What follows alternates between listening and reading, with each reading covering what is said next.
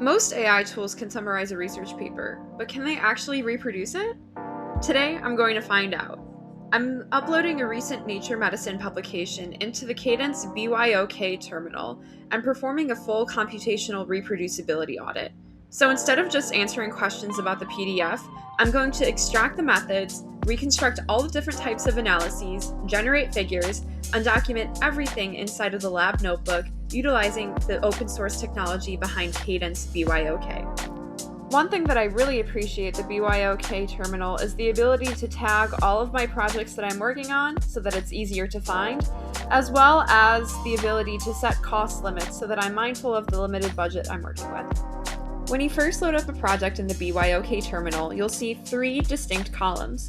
The first of which is a sandbox. This is where you can detail all of the files that you've uploaded and all of the files that K-Dense BYOK will generate once the prompt is executed. The second column represents the live lab notebook. And on the very right-hand side of the screen is where you'll directly interface and chat with our model that we like to call Katie. While I'm in the middle of uploading the paper that I want analyzed for this reproducibility assay, I can also reference data available in public databases and different agentic skills that I think that I might need for my analysis. Now this is where K-Dense BYOK really thrives, and it's in the ability to choose your own model. Not only do you have access to the top-of-the-line models like Fable 5, Kimi K3, but you also have the ability to directly compare costs between these models and determine which level of analysis is really right for the job. K-Dense BYOK is also compatible with OLLAMA, which means that if you have local models that you prefer using and don't want to break the bank, BYOK supports you in that endeavor. And speaking of breaking the bank, I personally run most of my analyses on a very old computer that has limited capabilities to do some of these heavy-duty analyses, like this one, for instance. So, utilizing my Modal account, I don't have to worry about melting my computer. I can offload all of those computational duties for a fixed hourly rate, utilizing the BYOK terminal directly. So let's run this reproducibility assay. You'll see as K-Dense BYOK starts to interface with the prompt, it will recall specific skills, and it also has a working memory of previous chats. Truth be told, I've been doing this analysis multiple times for this video, so the text that actually is generated is recalling previous sessions with closed out windows in the BYOK browser, meaning that session data is stored locally and can be recalled throughout different projects. One thing that I really appreciate in the K-Dense BYOK dialogue structure is the ability to recommend different options, but not only just say that this is a recommended option, it gives explanations as to why different sorts of workflows might be more optimal in an analytic setting.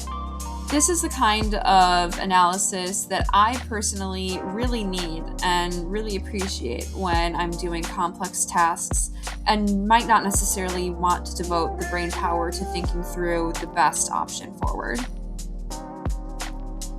And as I'm the one making the executive level decisions about how I want this analysis to run, K-Dense BYOK is doing all of the work in documenting that. Right now, the Live Lab notebook is only documenting the decisions that I just had to make. But if BYOK needs to pull in a new agentic skill, reference additional databases, write new materials, or has any further questions for you, all of those fields will be updated as the chat continues. Around 30 minutes later, the analysis is done. So let's go through each individual aspect that K-Dense BYOK was able to generate and see if it actually meets the quality standards that I need for this reproducibility assay.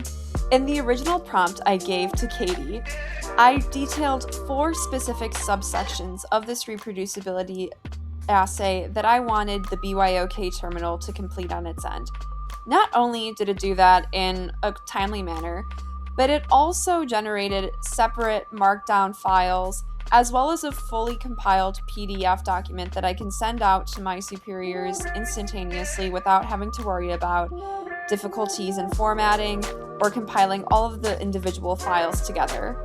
It recreated major tables, simulated outcomes to the published results, and highlighted where conclusions appear robust or where additional caution may be warranted. Aside from all of the deliverables that the BYOK terminal was able to produce during this run, we can also look at every single prompt, decision, questions, methodology, and decision point utilizing the Living Lab notebook.